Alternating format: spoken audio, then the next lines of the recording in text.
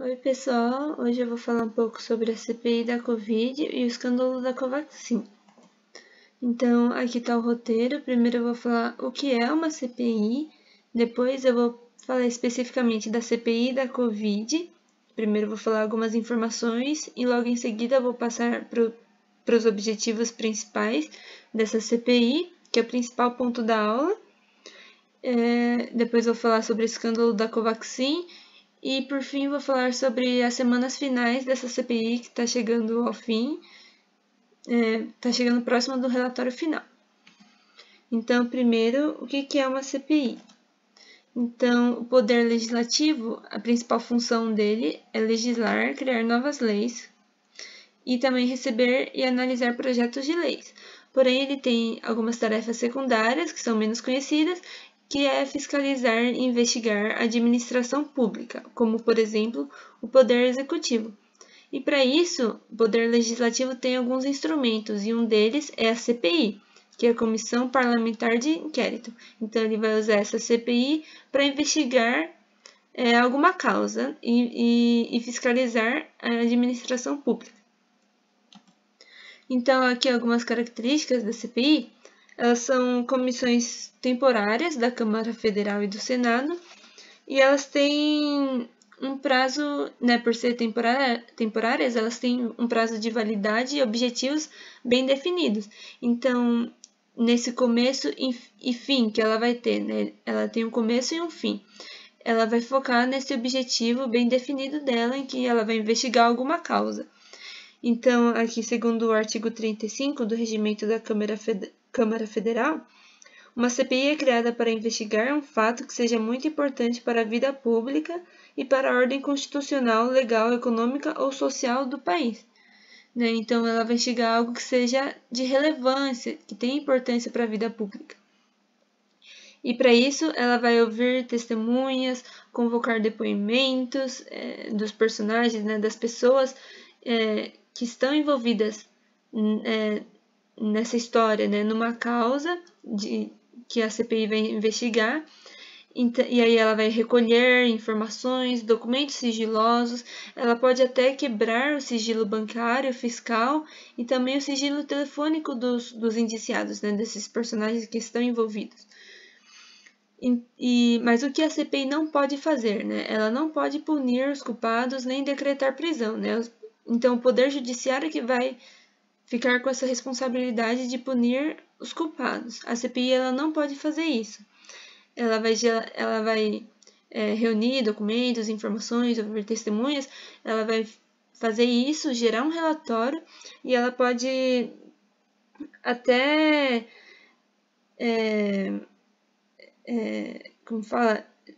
sugerir planos de ação em relação ao que está sendo abordado, mas punir ela não pode. Então, aqui, segundo o artigo 58 da Constituição Federal, no terceiro parágrafo, eles falam que as conclusões da CPI, se for o caso, elas podem ser encaminhadas ao Ministério Público para que promova a responsabilidade civil ou criminal dos infratores. Então, ela mesma não pode punir os culpados, como eu já falei 1000 vezes, mas ela pode encaminhar ao Ministério Público e a outras instâncias e eles vão decidir o que fazer. Então, aqui especificamente sobre a CPI da Covid, primeiro algumas informações. Então, no dia 8 de abril desse ano, o Luiz Roberto Barroso, que é ministro do STF, ele instalou a CPI no Senado Federal no dia 14 de abril. Houve a confirmação dessa instalação por 10 votos a favor a 1 no plenário do Supremo Tribunal Federal. No dia 27 de abril, a CPI foi instalada oficialmente pelo Senado Federal e ela é composta por 11 senadores, essa comissão. E a pergunta é, houve falhas por parte do governo federal no enfrentamento da pandemia? Então, eles querem investigar então, possíveis falhas nesse cenário de Covid e de pandemia por parte do governo federal. Então, aqui, os principais objetivos da CPI da Covid, Dei aqui alguns exemplos. o governo federal ser contrário a medidas sanitárias, né? Então, estavam investigando isso. Então, ter sido contrário a medidas sanitárias como distanciamento social, utilização obrigatória de máscaras, então pode ter incentivado aglomerações, desrespeitado recomendações de autoridades. Também houve investigações sobre o atraso das compras das vacinas, sobre a divulgação e investimento em tratamentos ineficazes, como a compra e defesa do uso de hidroxicloroquina e ivermectina, né, para o tratamento da Covid-19, embora não existam evidências científicas quanto à eficácia dessas drogas, né, ou na melhoria dos pacientes. Também estavam investigando sobre demissões dos ministros da saúde, também sobre a falta de oxigênio em hospitais de Manaus, no Amazonas, e também da negligência do governo ao não responder mais de 81 e-mails enviados por parte da Pfizer, né, sobre a venda das vacinas. E também sobre o kit de intubação, em que diversos estados eles relataram a ausência de medicamentos desse kit de intubação ao Ministério da Saúde, né, para o tratamento dos pacientes. E em alguns estados relataram até zerar os estoques, o que ocasionou um pré-colapso nos hospitais em diversas regiões do país. Né? Então, poderia ter sido evitado isso. E um dos principais objetivos é o escândalo da CPI da Covid, é o escândalo da Covaxin.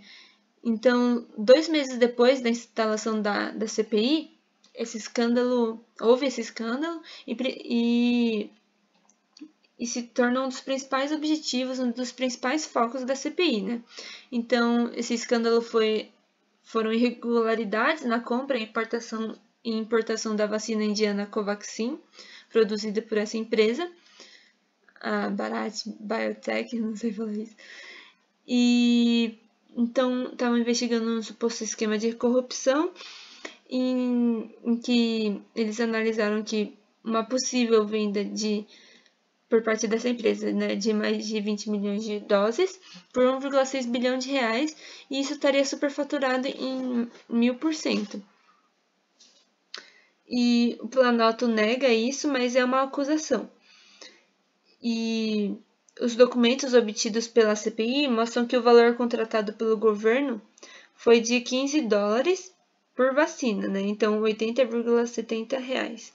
Isso ficou bem acima do preço que inicialmente essa empresa tinha previsto. Então, essa empresa tinha previsto $1,34 por vacina, mas no contrato estava $15 por vacina, né?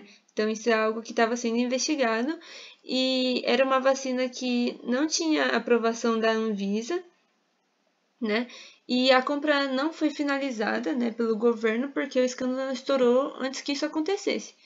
Né? Então, os principais pontos era que não tinha aprovação da Anvisa e também que ela estava possivelmente superfaturada. E agora, por fim, vou falar sobre as semanas finais da CPI, que ela está se aproximando ao final, que o Renan Calheiros, ele falou, né, que há uma previsão do final, né, de aproximação do relatório final, que seja entregue até 24 de setembro. Né? O Renan Calheiros ele é o relator da comissão, né, da CPI, e ele prevê isso. E o foco dessa semana, do dia 13 de setembro, é justamente a Covaxin. Né? Então, eles vão focar em recolher depoimentos, por exemplo, dos lobistas. E é isso. E aqui estão as referências. E muito obrigada.